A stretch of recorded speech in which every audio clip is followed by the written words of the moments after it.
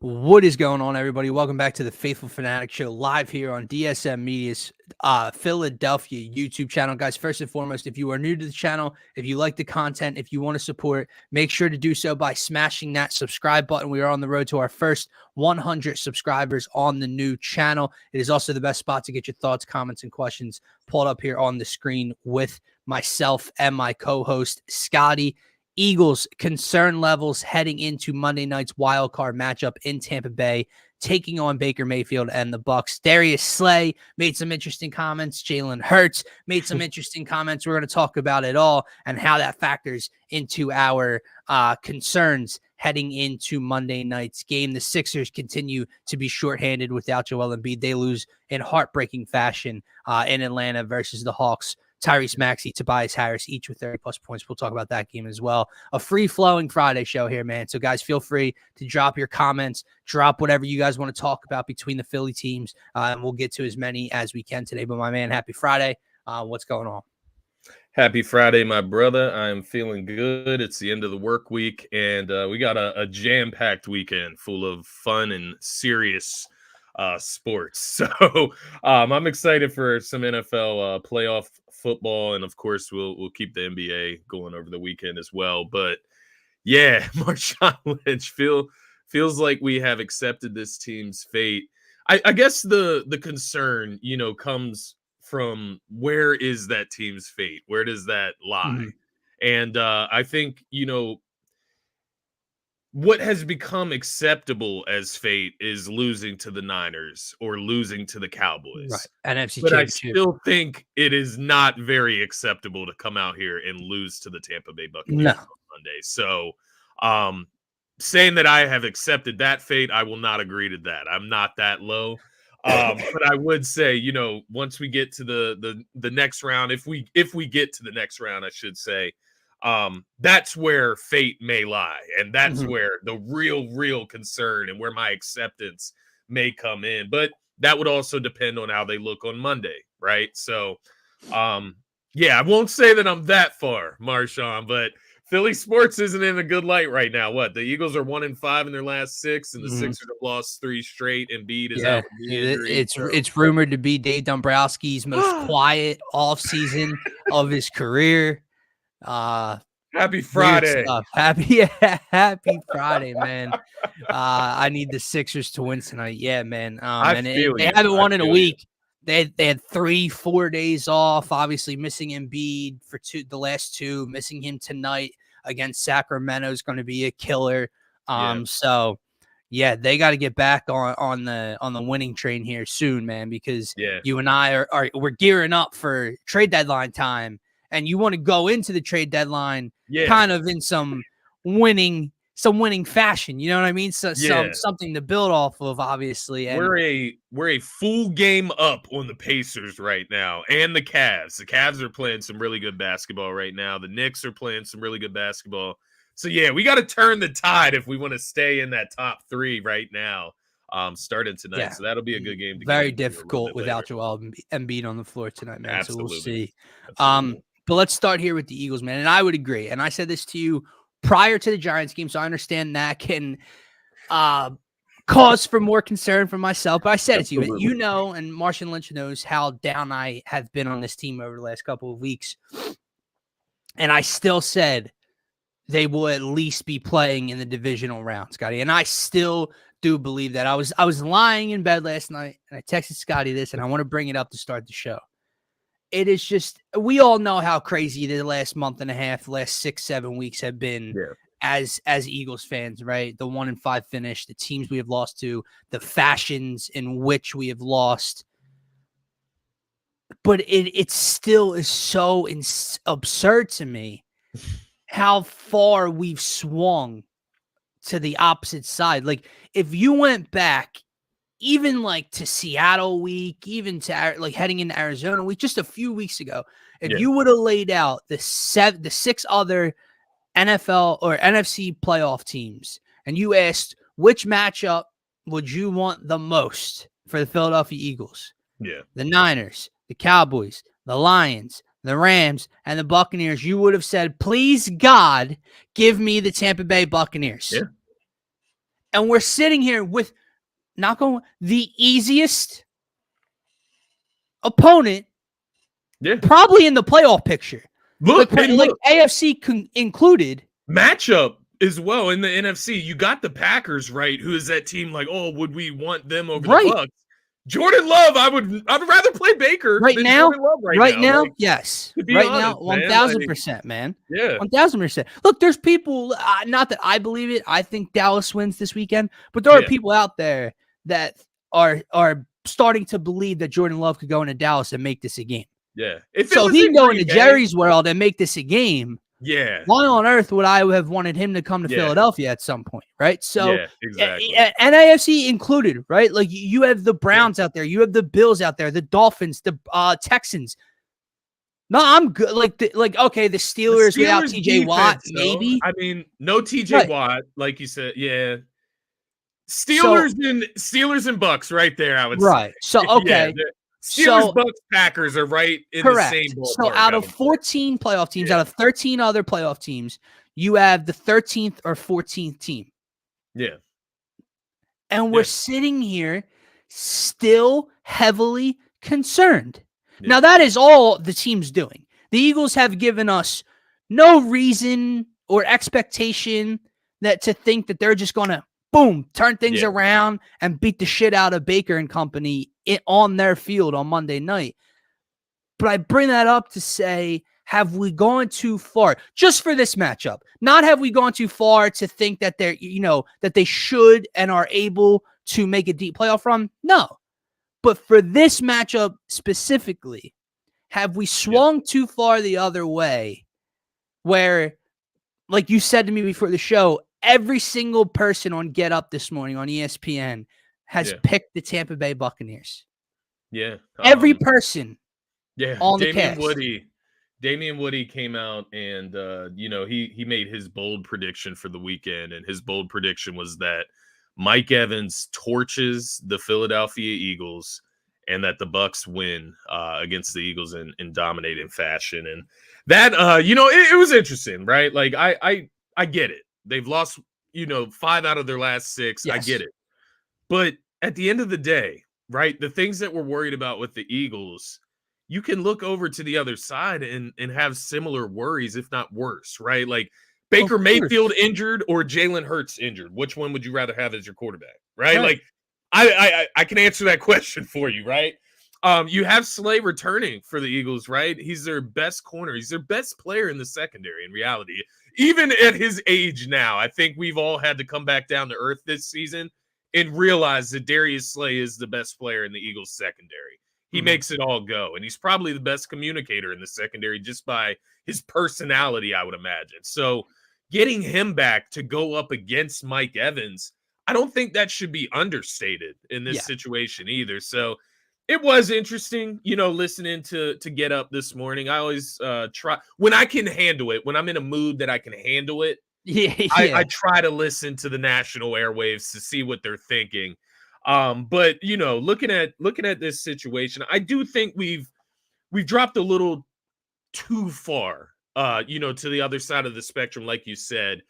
Because at the end of the day, this Tampa Bay Bucs team, while the Eagles did not come out and give you any signs of life against the Giants, by all means, they did not give you any signs of life. And with the Giants game, I told you this before the show, you could throw the Giants game out if they didn't lose to the Cardinals. Yeah. So that's a big if, right? That made the Giants game important, but nonetheless, it wasn't a win and in situation for the Eagles, right? It was win and maybe you win your division at that point against the Giants. Whereas you look at the Bucs against the 2-14 Carolina Panthers, score 9 points in a game where they have to win that game to get into the postseason. They had to win. And they scored 9 points. The other side of that, they gave up none, right? It was 9-0. So the defense played well. I'll give them that. Then the other thing that I'll point to, I get it. It was in a different life, it feels like now. But these two teams did play earlier in the season. The Eagles dominated them in reality. Right. The score was 25-11. A late consolation touchdown from the Bucs makes it a lot closer than what it is. That day, man, The Eagles dominated the Buccaneers, running 78 plays to Tampa Bay's 44, gaining 472 yards to Tampa Bay's 174. So while by all means feels like a different lifetime, right? It's in there somewhere, right? And it is in there somewhere that it is the also Eagles are much better than the right. Tampa Bay Buccaneers. And it's also probably the healthiest the Eagles defense has been since around that time, right? Cunningham and Slay. Again, we're not sitting here trying to like just push this down your throat. Right. Like we're not. No. My point was be a close game. All right, the Eagles lost the way they have and looked as bad as they have. Man, the Bucs won 9 games. 9. They just scored 9 points against the Carolina Panthers in a win and get in scenario. They didn't score a touchdown against the Carolina Panthers. Baker Mayfield, like you said, is banged up. Baker, I get it. Baker has had a very, very nice bounce back season. But heading into that week 3 matchup in Tampa Bay, Monday night, very similar, right? Very similar situation. There was all that talk of what? How the Bucs offense and Baker Mayfield are executing on third downs. They had the highest third down completion percentage across the league. Baker hadn't turned the ball over yet this season. Whatever. And then the Eagles defense went in there and did that to them. Yeah. Now, again, Matt Patricia, Sean Desai, it's different. But I wanted to go back to this point because this is where I'm at for this weekend. I am not taking it any further than this matchup against the Buccaneers. But this is why I am confident, as confident as I can be heading into Monday night now that it's Friday morning. Yeah. This is the matchup, the one matchup you're going to have in the NFC playoff picture. The rest of the playoffs where the Eagles are 1,000% the more talented football team. Yeah. Niners, you want to argue. Dallas, you want to argue. Yeah, we know they're more talented than the Lions on paper, but that offense with the Lions, you want whatever. This Tampa Bay matchup, the Eagles win it across the board, dude. And I say that because the only concern I really have are the play callers, is coaching on Monday night. Yeah. Because as bad as the talent has been, they'll be fine on Monday night. Like they personally will be okay enough to win this game. Will be good enough to win this game. But Brian Johnson and Nick Sirianni, bro, you know what Todd Bowles is going to do to you. Yeah. If I see the same thing from last Sunday against New York, that's going to put them in harm's way. Yeah. Defensively, we know what you did to them under Sean Desai. But if Matt Patricia has Hassan Reddick dropping back into coverage on the very first snap on defense and having Darius Slay 11 yards off of Mike Evans, we're going to be in for a long day. Those are things the talent simply cannot overcome. It's not just not giving guys advantages, Scotty, and putting them in positions. It's, again, taking it to the extreme other side of taking them out of the conversation to have a chance. Yeah. What are Darius Slay and Keely Ringo and these guys supposed to do lined up 12 yards off the line of scrimmage in Matt Patricia's defense? And it's Mike Evans slant and it's Chris Godwin over the middle. No, they'll have no shot. So my biggest concern, my really only concern that they lose the game outright is that the coaching is still too much of an issue. Yeah. The players are too talented to lose this game to Baker Mayfield on Monday night. Yeah, no, I completely agree with you. I would say my only other concern along with that would just be the health, right, of Jalen Hurts and AJ Brown. Obviously, Jalen feels like he's gonna go, right? Like I would be very surprised if he doesn't. Well, AJ you know Brown, what, then, though, Scotty, like, because correct me if I'm wrong. But did or did not Jalen Hurts go back into that football game after the finger issue? He did, correct? Yeah. And I get adrenaline is a funny thing, and they popped it right back, whatever. And maybe it's sore now, and it's really bothering them. I get in a pointless game, right? The score in a pointless game, you went back out there with the football in your hands. Yeah. In week 18. Yeah. Well, I better see you out there in week 19. Yeah, that's facts. That's a good way to put it. That's a good way to put it, man. The AJ Brown, man, the AJ Brown no practice. Does that worry Yeah. you at all? No, because I feel you. I do feel you, Dylan, because like after watching I texted you around the time when that whole situation played out. I do feel you in the video, though. I do. I feel you in the video. Bro. I really do. I'm no doctor. I don't know, but then it reinstilled my confidence that nothing really happened outside of tweaking something. When like they're like, oh, they're sending them for the MRI, and then Schefter or Rappaport during the game tweets out the initial testing shows everything's still intact. Yeah. Duh. That's all that matters. Like, and then he's and I get it. Like you can like I'm not saying, oh well, how's he standing? I'm not like whatever. But like he's at the door of the locker room dapping up everybody and has high like I feel like you suffered a drastic knee injury to maybe cause you not to play in the playoffs. Would you be high energy at the door of the locker room after a loss too? Another one. Yeah, and I think even in this case, with the Bucks, I think even just having him, if he's not 100%, even just having him out there as a decoy, that's going to help the running game. It's going to help everything, right? Just having AJ Brown out there. So. And he torched them the last time we played. 131 yards, 9 receptions, 14 targets in that matchup. In week 3, man. It was. I mean, DeAndre Swift, 130 rushing yards. Olamide Zaccheaus had a 40-some yard touchdown. There were plays. I believe Devontae Smith had a big catch down to the goal line. Like they made some big time plays in this game. They're there to be had. The question, and again, we'll talk more about the game plan on Monday. But the question is, I mean, what did they do this week? What did they learn from last week? And are they prepared? If that's the biggest thing. If they come in and looking ill-prepared, not having any answers for Todd Bowles' pressure and etc., what are we doing here? Why did we even show up? Because you're doing nothing to be better.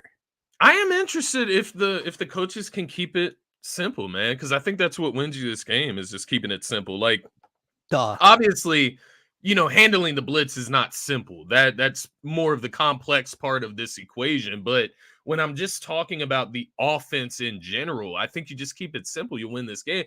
And like, like Marshawn Lynch said, the comment you pulled up earlier, it's like, watch them throw the ball 45 times with Jalen with a hurt finger. Well, the first matchup with the Bucks, man, they ran the ball 40 times with Gainwell, Swift, and Hurts all combined. They threw the ball 37 times. I mean, is that not laid out in front of you as an equation that worked and it makes sense why it worked, right? Like, so if I'm coaching and I'm the coach of this Eagles offense, I'm looking at what we did and I'm saying, well, we just need to get back to that. We need to get to that and do that. And that is running the football, right? Running the football first. Not only taking advantage of open shots, man. Not only is it a blueprint that has brought you success against this very defense, look at how your defense has been playing and how much of a concern it is. And do you want to put your defense in harm's way of being ran back out onto the field over and over and over again against guys like Mike Evans and Chris Godwin and Rashad White and putting them in positions to, maybe give up 28 points or whatever. And it's like, man, And Marshawn Lynch, this is the part that like I can't get over, man. Because right now, today, I agree. From what we've seen over the last 5 weeks, how are they going to stop these wide receivers? Yeah. But they already did it. Yeah, they did. Like they did it all. Like, you know what I mean? This is the part that's driving me nuts. Yeah. You already shut them down. And now, for some reason, not for some reason, but for a reason, we don't know if you can. Yeah. But I would say, so looking at that specific question and what did they do to stop those wide receivers? Part of it is the offense, right? Just keeping that offense off the field. Right. 78 plays to Tampa Bay's 44. That right there, boom, is your equation to stopping those wide receivers legitimately. But, also looking at it, Darius Slay, man, he's got to be factored in. I know during this season, I have talked shit about Darius Slay in certain situations. I'm about to in 5 minutes or so. Certain things that he said, right? Like certain things that certain actions that he does. His personality is not my favorite on the team, right? But he is the best player in the Eagles secondary, and he is returning. And I think when you look at our secondary, there's two things that signaled change in the defense, right? Two notable instances. Matt Patricia taking over for Sean Desai, and Darius Slay deciding to get surgery on his injured knee so that he could be back for the playoffs. Both of those things took place right before the Seahawks game. So we get to the Seahawks game, right? We only give up 20 points to the Seahawks. Obviously, that game-winning drive at the end from Drew Lock and DK Metcalf dominated James Bradberry, so on and so forth. But now I think we get to find out, right, if Darius Slay can kind of help Matt Patricia really adjust this defense to what we need it to be in the postseason. So I think, one, getting Slay back, you put him on Mike Evans. Now, obviously, he could be rusty. If he comes out, he's rusty. Well, then we're screwed anyways, regardless, right? They weren't good without him. So if they're not good with him, we don't have any other options. That being said, we have Slay there to guard Mike Evans. I think the ballsy situation that this coaching staff is in is, do you let Keely Ringo get the start, or maybe not start, but get more snaps than James Bradberry? And I think it's key. I don't know, right? Like, I don't know the answer to the question. Keely Ringo is a rookie starting in a postseason. He would be going against, the likes of a Chris Godwin sometimes, right? That wide receiving core is legit, right? So when I look at it from that situation, they have a tough decision to make there, because you do have Avonte Maddox back. I would imagine he sticks in the slot for you. Then it's between Bradberry and Keely Ringo, and I don't know. Do you go with the young guy whose legs are going to be fresher, obviously? He showed us signs in the past couple weeks. He's been like the one bright spot of the secondary the last few weeks. Or do you go with James Bradberry, your vet, your all-pro from last year, who has struggled, obviously, since Slay went out? But does Slay coming back help Bradberry out? I don't know. There's a lot of question marks there, but I do think having Slay back adds a new piece to the equation that will make it better no matter what. Right. And that's where I'm coming from here. That's why I think it could be at least a little bit better. I think that it has to be a all hands on deck situation, not just for this game, but for in whatever sort of run they were to make. It has to be a all hands on deck situation. James Bradberry being the vet, having the experience, money talks. He's going to get the start. I think he should get the start.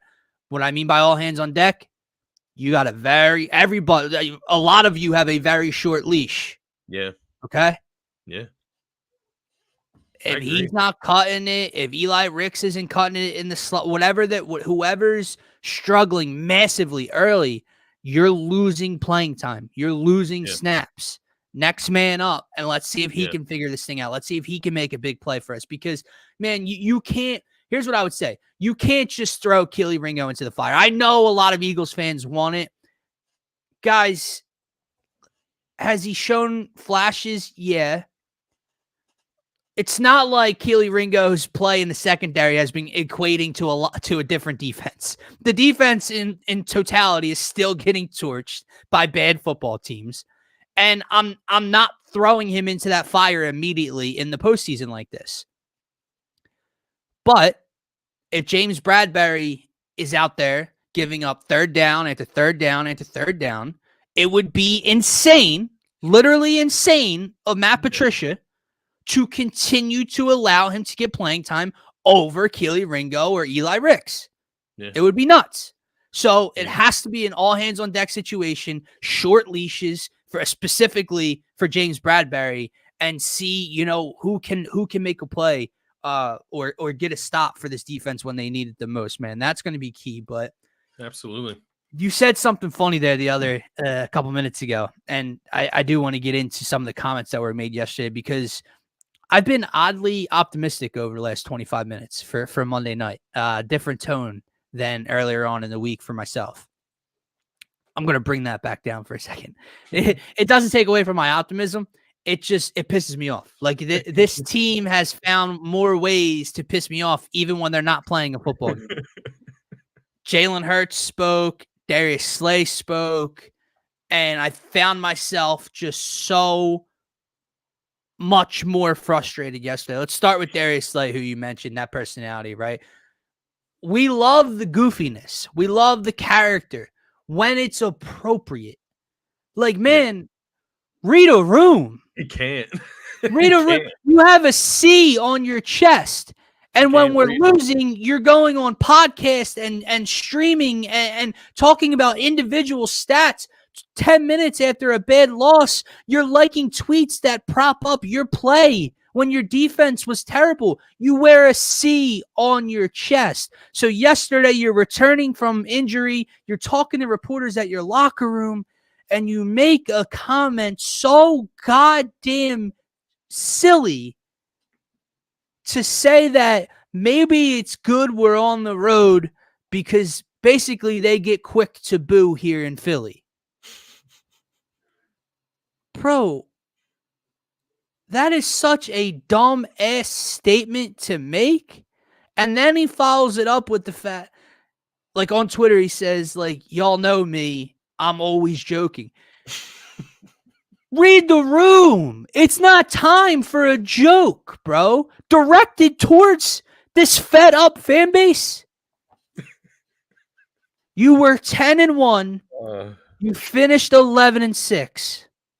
You lost the 1 seed. You lost the division.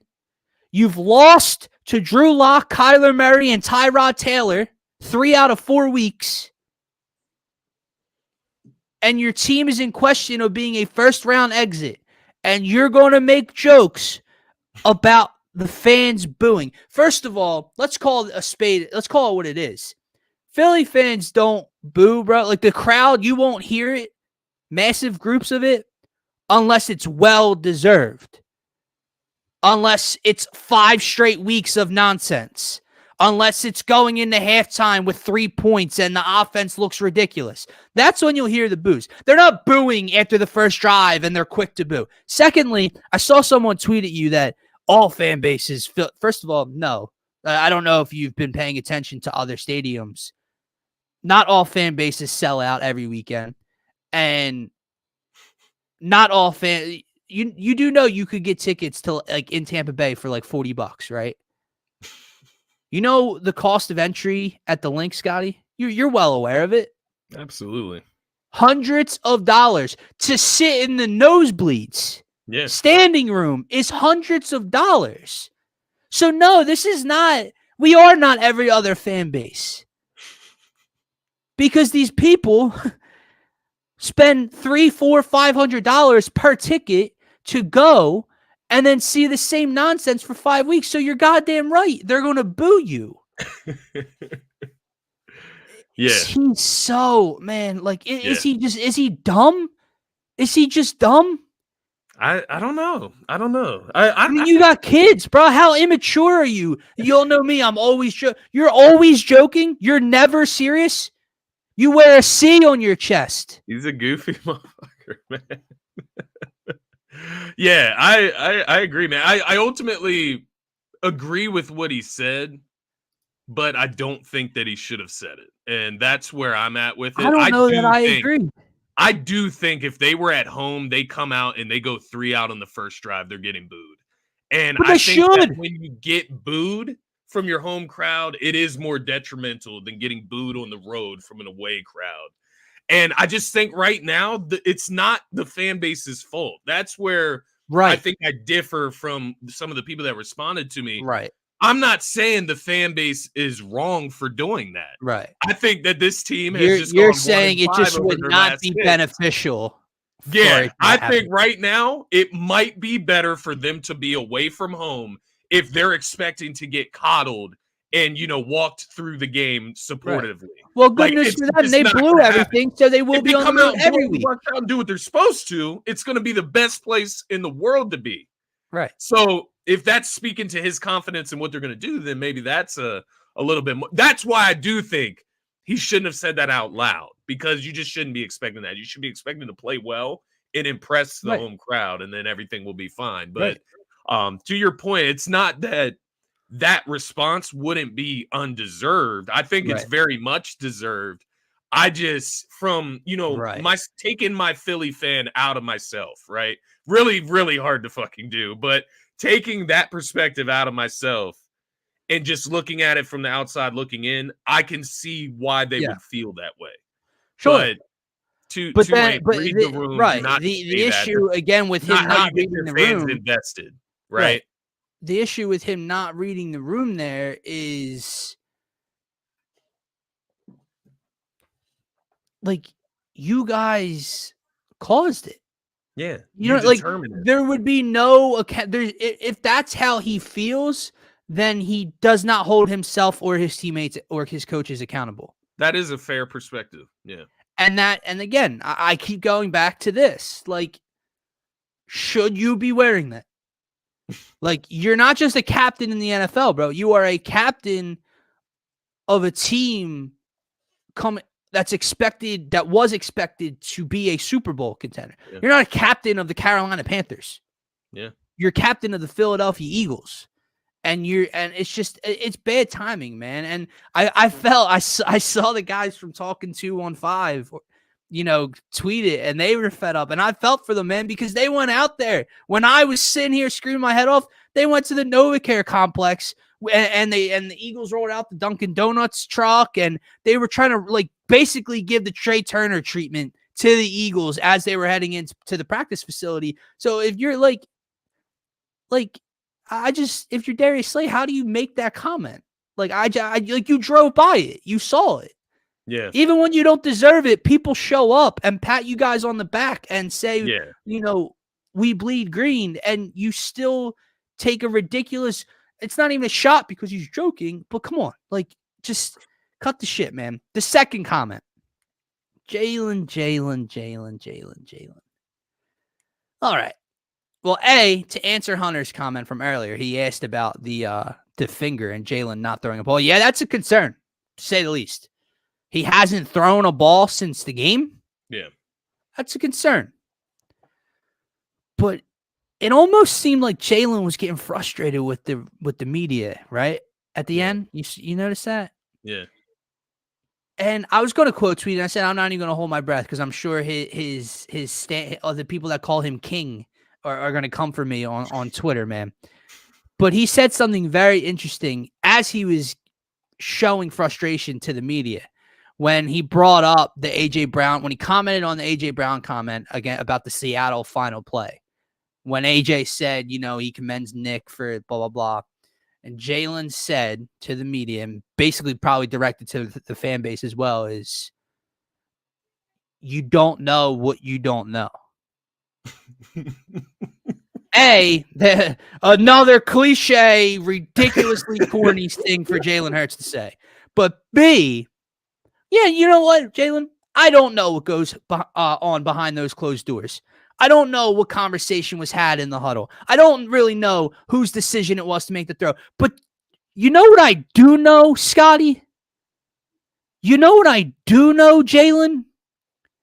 That it was a dumb-ass fucking decision regardless of who decided on it. That's what I know. So stop, man. Stop with your little You're agitated? You're agitated. I'm agitated by your shit-ass play the last 5 weeks. God, that pissed me off more than anything Darius Slay said. You don't know what you don't know, and he was frustrated. I do know that whether it was Hurts' decision or A.J. Brown had a say in it or it was Nick Sirianni's decision, it was the most ridiculous decision anybody could make in that situation. That's what I know, Scotty. Yeah, I think that's fair, man. I will say this. I like that he showed he was agitated, though. I do like that he was agitated. Man, I like it. I think for a guy that is always completely stoic and really doesn't show too much emotion sometimes, I think sometimes you need it from him. I I agree. think, I want it. The fact that he's showing that frustration shows that he knows that there's things that he needs to fix and that they need to get this done in-house. Okay, so you think his frustration is more internally and he's taking it out? I'm not saying that. I'm sure it's frustration all around. He's frustrated with the performance. He's frustrated with the media. He's frustrated with the fans. I think it's frustration coming from all angles. Okay, see, that's where I call the timeout, because I want to see the emotion. I'm tired of the shtick. I'm tired of the same old, it is what it is, his sayings, his stoic face, everything. I'm tired. I need emotion from the dude. But what the fuck are you agitated at the fans or media for? I know the media can be annoying and be up your ass, and when you're already mad at yourself and your team for their performance and it's being piled on, you can get frustrated from that sense. But what are you, mate? Again, Scotty, this is where this team bothers me, when they open their mouths and say stupid shit. Every criticism you're getting is 1000% correctly deserved. I don't want to hear about the underdog mentality. I don't want to see the dog mess. I don't want to hear about none of it. You're frustrated at the fans, at the media. You're not doing your job. You were supposed to be in the Super Bowl again, or fighting for it. You're not even close right now. So that's where it bothered me. If he showed emotion in any other week, in any other situation, about his play or about his teammates' performances, I would applaud the dude. What's it here? What is that? What is that frustration for? And that's what bothered me, man. Yeah, I do get it, man. I get where you're coming from. The way I'm phrasing it in my head is, take Marcus Hayes, for example. Is he not ridiculously frustrating? Like, if you're a player, would he not get on your fucking nerves? Agreed. Like, there are annoying facets of our fan base. There are annoying facets of the media, right? Our media is some of the worst media across the world, like across the United States, I should say, at least. So like, I don't know. Maybe I'm just trying to like hone myself back in, and I just don't want to be negative about the team. Like, I think that's where I'm at, man. Because I'm trying to shape things in my head to want to like these guys and want to root for these guys to go out there and win. I do. But I do love understand where you're coming from. I truly do. I'm trying to bring as much positivity as I possibly can, as much encouragement as I possibly can. The last thing I'll say about Jalen showing Hurts' the human side, and it's very apparent, I would say. Sure. He better show up on Monday night. That's all. That's the last thing I'll say. Finger or not, knee between or that not, and going back in the game. Yeah. Yep. Going back in the game with you the better show up Monday. You better protect the football. You better make the plays when they're there. You better not miss Devontae Smith streaking underneath for a big play. Because if you do, I'll circle back around and say, what was your frustration for? You know what I know? If they lose on Monday night, you know what I do know? Jalen Hurts wasn't good enough. That's what I'll know. So, figure it the fuck out, man. That's all I'm going to say. Figure it out and go beat a team that you are favored against on the road, that you're supposed to beat, that you're way more talented than. Go win that game. Build off of it, and let's see if we can do something miraculous in this postseason, Scotty. But my God, aim your attention and your anger, harness all of your emotions towards the right thing. Yeah. That's what I'll say. Yeah. Like, I don't know. That's just, I'm going back and forth between his comments and Slay's comments, and Fletcher Cox has said something towards the fan base a couple weeks ago, and it's just like, man, why are y'all paying so much attention to it? Like, I get, like, if you're at home, I get you hear the boos, but again, do you not think it's like it takes me to Bryce Harper and the Phillies and everything they say when it comes to that team. Like, if you play for Philadelphia, they are going to be behind you 100% of the time, but they are going to cheer you when it's deserved, and they are going to boo you when it's deserved. That does not mean they are not behind you anymore, but that's what happens. And like, it's like all of a sudden this season, they don't know why they're being booed. Read the room. That's all I'm going to say. Figure it out.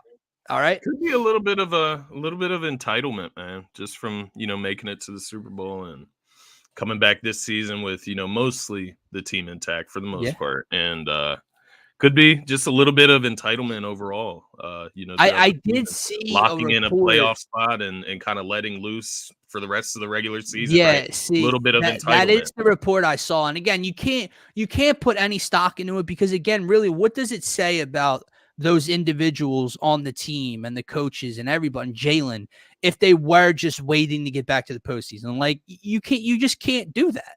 Like, what does that say about your want to, right? Yeah. But it does. Super Bowl hangover, though. In the it is sickening a real thing. In the sick fan that you are, in the back of your head, it does circle. Like, what if they were just waiting to get back here because they want, you know what I mean? Like, it's just like, all right, well, like, because they obviously haven't been playing anywhere close to what they could play, right? Like, it's not like in the Cardinals and the Giants games specifically. We mentioned those games because those are the games where it's like, okay, these teams are not better than you. Right. They should not be beating you. And to that point, you have the Cardinals score over 30 points. You have the Giants score 27 or whatever they scored. That's where the problem lies. Like, the Seattle game, it sucked. Don't get me wrong. It's a bad loss to Drew Lock. She only gave up 20 points to him, right? Like, Jalen did have the flu that week. Like, that game, not giving them any type of excuses, but you can work your way through DK Metcalf and Tyler Lockett and JSN. Like, they have weapons out there in Seattle. But it's the Cardinals and Giants game where you're just like, man, for them to like lose these games, there has to be like some let off of the foot off the gas, man. Like, there has to be like the disparity between talent levels. There has to be. Like, that's the only thing I can believe, because my faith in this team and the talent that they have is so high. I just have to believe that. Like, I have to believe what Chad Ochocinco said, that they're playing possum. I don't think that they did any of this on purpose by any means, but I think subconsciously you get comfortable and a little entitled. I think that that's what happened, and it's not that it's a good thing. It's not that that's okay to happen. Right. It's just that it is common after you go to a Super Bowl to have a Super Bowl hangover. A lot of teams don't even make the playoffs again. Not saying that should have even been close for this team because they are so talented, but there are factors that are playing in where when you're frustrated in the moment, you can't see it. And even looking back on it, it feels like it's excuses. It's not a reason. Right. Like, it's an excuse. So it's not to like bail them out from that thought process, but it is to say this team has something else in them that they can reach. Another gear. You would have that's it. It's the only thing you can hold your hat on or hang your hat on and hope for, because without that, we have nothing. We lose to Kyler Murray. We lose to Tyrod Taylor. We lose to Drew Lock. Like again, this has nothing to do with their recent play. They're in the belief that they can win this game. It's just that they should. And I love and applaud Darius's leadership here. Hey, the Eagles need to take accountability. Hey, hand up. I'll do it too. Hand up leadership over here. Scotty knows.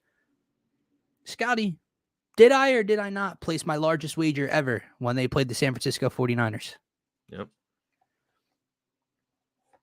And that's when everything started. That's where it's hey, hand up over here. Yep. It's not them. It's us. It's me. Sure.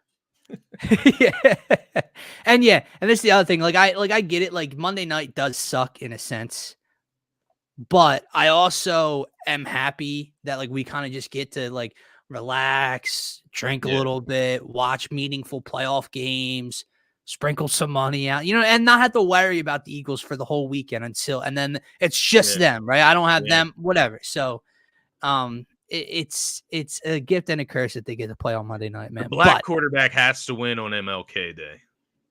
That is a fantastic point. That is a fantastic point. However, I will say that only Baker Mayfield could be the guy to screw with. Only Baker that Mayfield, motherfucker man. could be the guy to screw with that logic. Oh my goodness, Baker. He is a pretty cool dude. I will give him that. Let's hit the hardwood, man. The Sixers. Sir. We got Eagles pregame Monday, guys. Tap back sir. into that. But let's talk possibly a Mr. Paul Hembakidis, Hembo from ESPN, joining us on Monday as well to get into that matchup. But stay tuned for that announcement. The Sixers, though, Scotty, 3 straight losses. They've lost 4 out of their last 5. Joel Embiid has only played in 2 of their last 5. He's missed the last 2, and he's going to miss this game again tonight against the Sacramento Kings at home. We can get into the conversation of games missed and being eligible for the MVP and what's more important, et cetera, et cetera. Ramona Shelbourne, basically report this is the same. It's not the same type of injury, but it's the same knee inflammation that he dealt with in the postseason last year. That's like a 4-week, 6-week recovery she laid out. Don't really got time for all that, but I guess now's a better time than March, right? But with that said, man, this Hawks game was a killer because we know this team. Excuse me. There we go. We know this team struggles, to say the least, without 21 on the floor. And they have to fight and scratch and claw for every single win they can get without him. They only have 2 of them on the season. And this one was as close as ever. They controlled the first half, basically. Then the Hawks kind of controlled the second half for a little. Sixers make a little 5-6 point comeback towards the end. And we head to overtime. However, how we got to overtime and how overtime played out really, really bothered me. I know I shouldn't care that much about a early January loss in Atlanta without Joel Embiid, right? I shouldn't put much stock into that. But this hurt because it was there. And Tobias Harris played out of his mind. Yeah, he still had some Tobias Harris moments, but he played out of his mind, man. He had over 32, right? Tyrese Maxey was unconscious. Tyrese Maxey tries to take us home. Hawks tie it. Trae Young misses a free throw. We go down the other way. And I mean, it's blatant. It's evident that Tyrese Maxey got slapped on the forearm by Trae Young with 1 second left. Yeah. So it's right there in front of every single person on the floor, including the 3 officials. No whistle. We go to overtime. And the star of the game, literally the best player on the floor, a floor that holds Trae Young, DeJounte Murray, the best player on the floor that night was Tyrese Maxey. And you foul him out on as close to straight up defense as you'll get in the NBA. Yeah. Was he like, maybe was his chest slightly forward? Maybe. It's not a foul. You don't call that foul to foul out Tyrese Maxey from this game in overtime and not give him the call at the end of regulation. What is it with this dude that he cannot get a beneficial whistle? Yeah, but then you'll see Austin Reeves get to the free throw line 15 times for the Lakers. Right. And that's all good. Yeah, Maxey, honestly, from what I've watched this season now, obviously I watch a lot more Sixers games than the rest of the league, but and from my vision, him amongst, there's probably a few others in the league that just don't get calls. He's got to have one of the worst whistles in the NBA. And it's crazy when he plays on a team with Embiid that he doesn't have a better whistle. Like, I know that that's something that gets on a lot of people's nerves about getting to the free throw line fouls. But when you reach a certain point in your career and you are a star in the NBA, you're going to get the benefit of the doubt in situations. And it's almost like he's just not garnering that respect yet. It's like this, right? At the end of the game, Trae Young draws a foul. He goes to the free throw line, right? With 12 seconds left in the fourth. Yeah. Maxey shooting foul on Trae Young.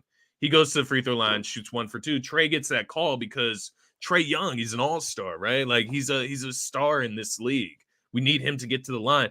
And my biggest problem with the end of regulation sequence there, that 12 seconds and on, is that, okay, you're okay with making a game-altering play in the dying moments of the game for the Atlanta Hawks. You're okay with making a game-altering call there. But then we get down to the other court, and it's almost as if you don't believe as a ref that Trae Young has to foul Maxey to get the ball to go off Maxey, right? Like Trae Young is just a great defensive player. His hands, he's got quick hands, he gets steals, right? Like he's a great defensive player.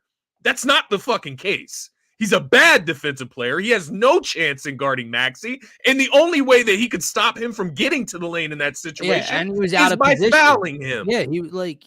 And so then you don't call it. The refs, they just look at Maxey with this stoic face, like they owe him nothing. And you see on the replay that it's a clear grab of Maxey's entire That's the forearm. thing that bothers me, Scotty. Like this so ain't like annoying. You looked at it and like he had the ball and Trae like got like his thumb area. It's not like he got him like, bro, his whole and he like pulled down with it too. It wasn't like he followed through with like a pull down, and it's like, I mean, that is the most obvious fucking call and ever. Take it from me. It sounds like I'm biased Sixers fan. I actually made out well financially because they went to overtime. Like I needed them to go to overtime because I needed 4 threes from Maxey. It is 4-3 in overtime, right? So like I won money off of it. And I'm telling you right now, it should have never went to overtime because Maxey would have knocked down at least one of those free throws from the line, and it would have ended the game, man. It was bullshit. And the thing that bothers me most is because it felt like the refs, they just didn't want to make a game-altering play right there. They didn't want to decide the game. But then you already did it for Atlanta one time, and then you did it in OT when you fouled Maxey out. You decided the game. So those are the things and that it's just really, funny, really man. me about. Let's pay. This is what like bothers me. I know they're gonna miss calls, and I know they're gonna have incorrect calls. It's part of the job. They're going 1,000 miles per hour. I'm not trying to sit back and tell referees how easy their life is, okay? But let's just take a still frame from the foul out call on Maxey when he's almost 100 degrees straight, just perfectly straight up. And then the Trae Young foul, no call. And if you put the two on social media and said what was called a foul and what wasn't, it would like that's the part that bothers me. One is as textbook, as blatant of a foul call as you should ever receive, and one, it's not even 50-50. It's like 90-10. No, shouldn't be called. And those are the two outcomes you point to. If you want to argue that the call to foul Maxey out was a foul, if you want to argue that, fine, but just admit that it was a foul at the end of the regulation on Trae Young. That's literally all I would ask. And did you see Austin Krell's tweet, by the way? Shout out to Krell. Did you see his tweet last night? No, I didn't. I don't think I did. So, or it was this morning or last night or whatever, but like the NBA's report, he had tweeted out the fact that they said they stood by the no call on Trae Young. But they said that Maxey's foul wasn't a foul in overtime, and that Atlanta also got away with a Sadiq Bey travel, the possession Trae Young tied, or the possession before Trae Young tied the game at the free throw line, where they made a basket. Of course.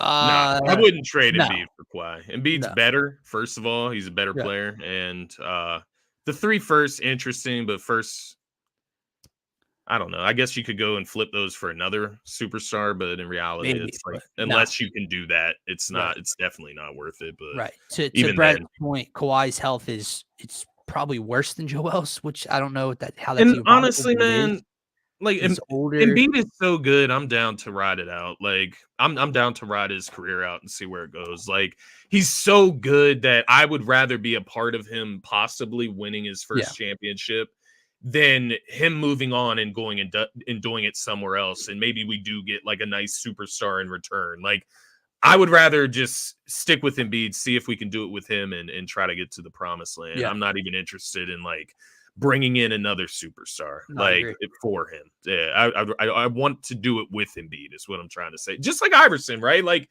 it's not that you wouldn't be happy winning a championship. Of course, if like I could trade Embiid and guarantee that the Sixers will win a championship right after that, sure.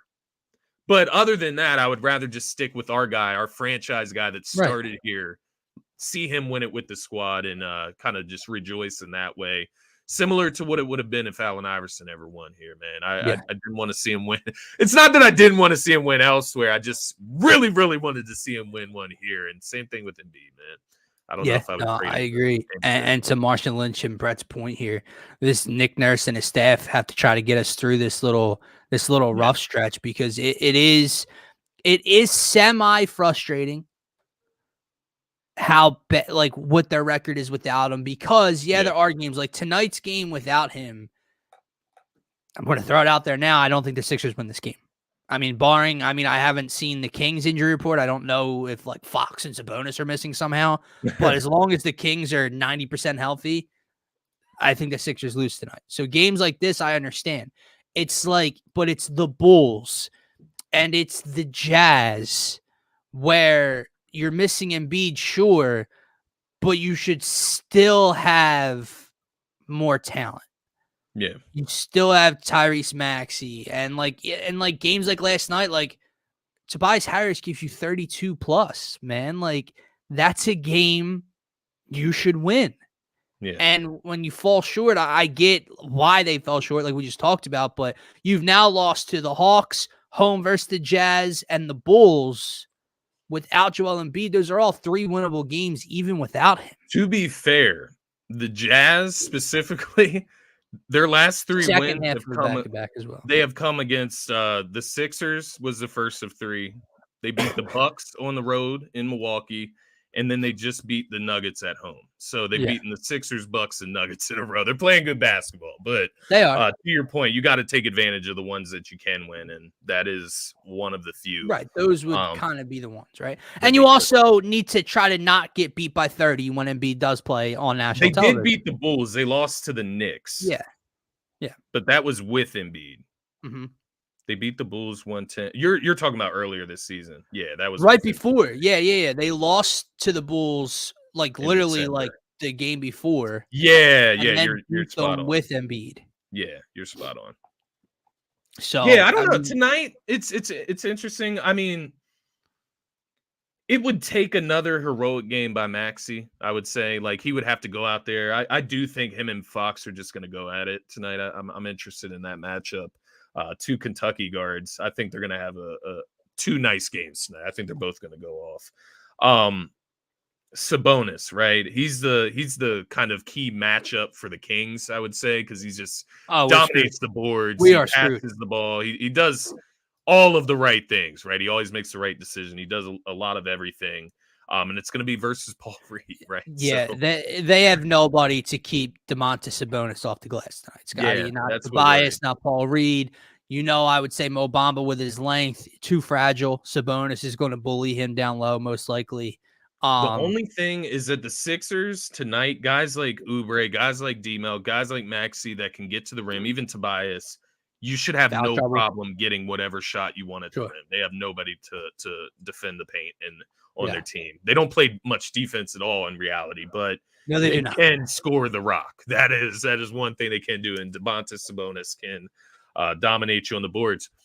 I would say this, to Brett's point earlier, I do agree at this point. I do think we need to bring in, if we can, right? If you can do it along with DeJounte Murray or along with a Tyus Jones or along with, so on and so forth, whoever it would be. If you can bring in a backup big somehow as part of that deal or for minimal draft compensation in another deal, I would absolutely try to do that. Guys, he mentioned Olynyk, Drummond, obviously he fit here well before. I do agree with that, but I would say in the meantime, man, if you want to, Paul Reed, fine. I don't know. I think I would start Bamba, quite honestly. I would start him just to give you a similar look to Embiid size-wise. But no more Marcus Morris small ball, man. No more Marcus Morris at the 5, dog. Like, I can't stand to see it. It was a bad decision to do that against the Hawks, who have guys who can rebound the ball well. And I have no interest in seeing that, man. No. I don't want to see that. I want to see Bamba. And if you want to go small ball, you go Paul Reed. That's it. Leave it there. That is one complaint with Nurse that I would have, is because even in this game as well, man, it felt like Bamba was playing well to me. I saw people clowning him on Twitter because he is a little just goofy with every movement that he does. He's awkward. Yeah, he's a skinny 7'2" guy. Like, he was doing more than Paul Reed for me in that game, man. He doesn't take ill-advised shots. He doesn't. Those are people that make me laugh, man. You're gonna clown Mo Bamba, but you're happy when Paul Reed's on the floor, as if Paul Reed doesn't look like the goofiest dude on the planet. Yeah, man. He puts the ball on the floor and tries to create. He makes some bad decisions. Like, he tries to dribble when he just should not be. He tries to shoot fadeaway jumpers when he just should not be. And that's what bothers me with Paul Reed. If he would just go in, play defense and rebound and focus there, I'd be fine with it. Point, man. I think he's right. And I said this to you the other night. Bamba is getting an uptick. Bamba was getting the run. He got to play in overtime, and he was playing down the stretch. And yeah, I think that Nick Nurse is having a shorter and shorter leash with Paul Reed. Yeah. As he should. Whether it's his ridiculous fouls early in a game, his decision making, whatever it is, Paul Reed has had a couple rough stints, like a couple possessions locked up, stacking up together. Yeah. And when those have happened, he goes right to Mo Bamba from that. And you have to applaud that, because it's so much different than our previous head coach, who would just continue to let it ride out. Yeah. But at the same time, you do then question, well, it's not just that Paul Reed isn't executing or playing well. When Bamba is playing, he's kind of playing well. Yeah. So what's it going to take for him to maybe start tonight, let's say? You know what I mean? So we'll see. It'll be interesting to see who they start tonight, because I don't know. There's part of me, in this case, how tall is Sabonis? I'm curious here. 6'10", maybe? Because this might work out in a situation where Paul Reed could maybe have a better matchup. I don't know. I'm not declaring that. 6'10". I'm not declaring that by any means, but just the energy and the willingness to crash the glass, maybe that would be a decent matchup against Sabonis. But you could go with size with Bamba. So you got some. It'll be interesting to see what Nurse does there. I will say that. Dude, Kenneth Lofton Jr. is out. That would be one thing, not Kenneth Lofton, but one thing I would say for tonight. I can't make a read on this game. I think you would point to the Kings. Like, if I had to put my money on it, I would say Kings. Yeah, can I ask you a question? There is something with the Kings traveling across the country for a game. I do think that is an effect. Sure. But, can I ask you a question though? Yeah, go ahead. Would I be an asshole if I bet the Kings tonight? Have you seen this line? You would feel like one if Maxey goes off and the Sixers win. You know that happened to me 2 years ago when Embiid was out and we played Memphis, and it was like Maxey's coming out party. Remember he had the layup at the end? Yeah. I took Memphis in that game, bro, and I was so sick to my stomach. I feel like I would take the over, man, depending where it's at. It might be really high, though. It's 241.5, which does, I know they don't play much defense. I know the Sixers just scored that last night. 120. But without Embiid, that's tough. It's risky. I mean, dude, the Sixers are favored. Yeah. Kings are money lines basically plus 100. They're plus 1.5. I mean, listen, like you said, I am going to feel like the biggest piece of trash. You know what I mean? 4 losses in a row. They're going to play hard tonight. Second half of the back-to-back. Second half, or no, it's not a second half. I keep thinking we just played the Hawks last night. Yeah, so they flew back from Atlanta, back in Philly now. They had a night off. It's tough. My question would be who's going to step up. I think, you could get the game from Maxey. You can get the game from Tobias, maybe not 30 plus from Tobias, but you can get a decent game from him tonight. But who can step up and be that third guy, though? Yeah. And that's the big question for me is, D-Melt, he's coming back off the injury, didn't play great last game. Kelly Oubre back to the bench, only 7 points last game, bad shooting percentage. So who's going to be that third guy that can ultimately step up for them in this moment and kind of help them get out of this funk? Right. Batum's a great glue piece, does everything for you, can shoot the three. He's, I mean, averaging like 5 points a game, maybe. So he's not. You just have to hope he's hot from three some nights. Right. Like and even then, like 12 points from Batum would be a good night, you know, and 4 threes. Right. So it's not like you're expecting anything crazy from him.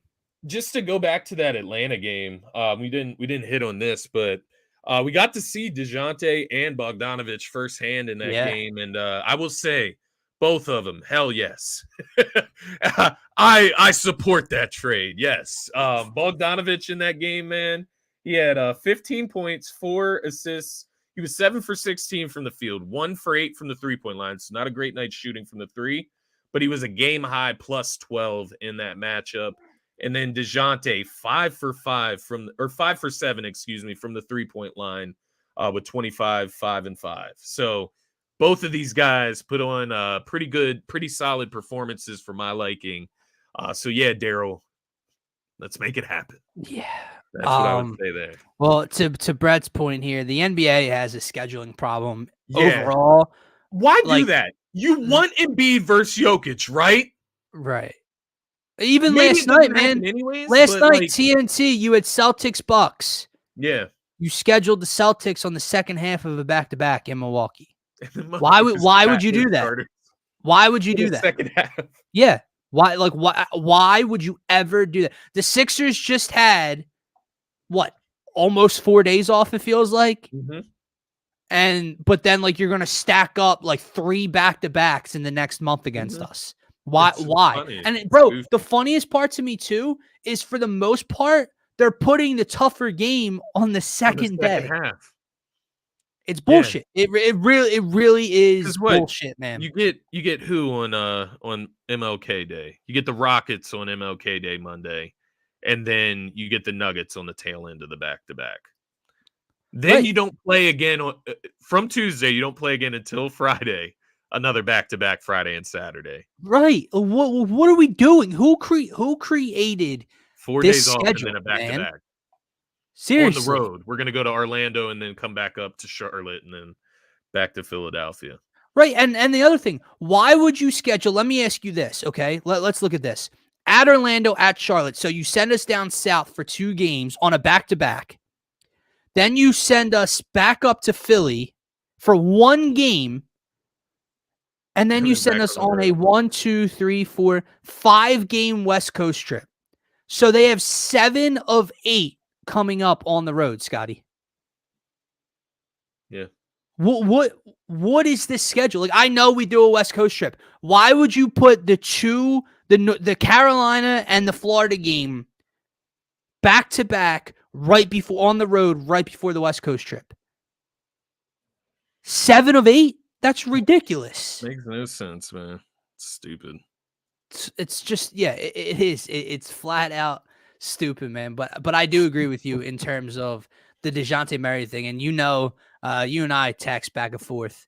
I don't know, Brett, Marshall Lynch, Darius, how when you watch the games, or I know Darius is a Lakers fan, but don't tell anybody. Yeah, we won't tell anyone. Don't worry. Me and Scotty text back and forth about Allah. And he just irks me, man. He just gets under my skin, man. Hey, Brett, Marshall Lynch. Is Marshall Lynch even on Twitter, bro? I don't know. If he does, I don't know. If he's not, follow us. We'll make a little Twitter group chat. Don't worry. Yeah, we can make a group chat, man. What's the name? What was I saying? DeJounte and Allah. Ah, there it is. No. Oh, yeah. Allah. Yeah, okay. Allah. So, he makes a point. Scotty's texting me about DeJounte Murray and how, please go get him, yada, yada, yada. And I knew DeJounte had 25 at the time. It was late in the fourth quarter. And Allah starts to say that it's been Maxey versus Trae Young. And he goes, Maxey's been the star, but Trae Young's been really good, blah, blah, blah. He goes, and DeJounte's been all right. He's been sprinkled in there as well. And literally 20 seconds later, Kate reads the points for those 3 guys. And DeJounte Murray has more points on better shooting than Trae Young. Bro, you're watching the game on the floor. And you just said Trae Young's been the star for Atlanta. DeJounte Murray's been sprinkled in here tonight. He had more points on better shooting the moment you said it. They both bother me at this point. At first, I was kind of liking Kate when she first came on. I was trying to like her, right? Because you lose Zoom off, gonna be hard to replace. But I will say, man, Allah, and he's a Duke guy, man. This it's tough for me. But did you know though? Did you know that dude that he played the team he played for the longest in the NBA was the Boston Celtics? Yeah, I did. Every time I've looked him up for whatever reason, he always pops up in a Celtics jersey.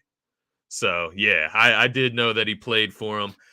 He's a corny older dude. And I don't know. Yeah, I think that's what it is. Maybe he's just old and but Zumoff was old, like, yeah. I don't know. I don't like him. Whatever. Yeah. Like him. He's corny. And we got to interview that was the thing, bro. Plus Kate's corniness. Kate's corniness is a little bit better. It's a little more cliche, I guess. Right. It's the pairing. I just told you, like, they call like Kate's big plays. I think she's got a good voice for big plays and big moments in games. She calls the game well. It's just when they start to joke too much, there's no timing, man. Like I told you, there was one game, and not to pile on them, but there was one game where, I don't know, it was like a 2-3 point game, maybe the Cavs game that went to overtime last, when we played them in Philly, and there was a coach's challenge in a 2-point game with like 2 minutes left in the game, and they show the refs start to go over to the scores table to announce to the crowd, and Kate and Ala keep talking over it and make their joke. We don't know what's going on at home.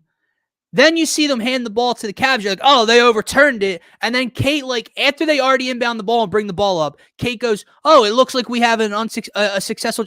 No shit. No shit. Stop talking. Stop talking. Like, stop getting off track, right? Like, it's goofy, man. And it is nuts. We had a chance to interview Mark Zumoff right when he was done here in Philly. And it was just tough to go from, like, the GOAT to having to listen to Ala. Like, that's the thing, too. I know I sound like a big asshole right now. Ala has, like, a bigger role now as well. Yeah. Compared to when he was with Zumoff. I do agree with Brett. I think Kate is fine, and I think she would almost be better for, like, national broadcast. Mm-hmm. She's not Philly. She's West Coast. Like, she makes too many California references for me, too, that I just don't like. And then when she does say things about Philly, it's almost to me like, well, what do you know about that? I that's very haterish of me. I know. It's very Philly thing, but I just feel like why in a city like Philadelphia, why would you not get a play-by-play that is from Philadelphia? Like once again, I'm not condemning Kate because I think Allah is worse than I think he's worse. Like I think he's an actual problem. Kate, you could get by with if you had like maybe a former Sixer next to her. Right. The funniest part though, bro, I don't know anybody that likes hearing Allah call game. Like family members, friends. Like if you bring up like I have other people text me and be like, bro, Allah is so corny or so annoying. I'm like, yeah. I'm like, I know. This too, like if I'm a Duke fan, if I was doing Sixers play-by-play, I'm not going to sit there and make a ton of Duke references. Especially when we have nobody from Duke. Fan. We don't have anybody from Duke. Like for what? Like why are we making Duke references? I will say this though, does not pile on them. Man. You know how people say you got a face for radio? Is it me or does McGinnis have a voice for radio? Like I think McGinnis on the radio is electric. Yeah. I don't like when he calls it on TV when he fills in for Kate, feel you. Which is weird. I feel you. I don't know why. I don't know why he's by himself though. You know what I mean? Yeah. Might be because he's by himself on the radio. He can freelance and do whatever he wants with it. Whereas when he's on the show, right? He has to work with corny ass Hala. Right. Right. Right. Hala will bring anyone down outside of like Mark Zumoff, man. He was just the GOAT, but yeah, Jay Wright does some play-by-play, or he did last year for CBS. I don't know if see that would be dope as hell. Like put him with Kate Scott. Right. Right. That would be dope as hell. But correct. Will they ever do it? I don't know. No. Eric I think that's Snow? no He's another offense. man. No I know offense Eric Snow to does a Hala and podcast, Kate's bag, but I think that's below Jay Wright's bag. to do Yeah. some- to do Yeah. some local Philadelphia broadcast. He gave up being a college head coach, right? Yeah, yeah, and Who was he's going to calling the games for Final Four CBS, national bro. I championship. think CBS's payday is a little, I think CBS's payday is a little higher Yeah. than what NBC Sports That's Philadelphia is going to be throwing out there to you. But anyway, guys, that is going to wrap up this Friday edition of the Faithful Fanatic Show. We will be back Monday morning. More Sixers talk. Eagles Bucks game day will also be live for Eagles Bucks pre-game live. Excuse me. How to get that out? Eagles Bucks pre-game live Monday night, as well as the Faithful Fanatic Show Monday morning. For myself, for Scotty, for DSM, have a great rest of your weekend. Peace.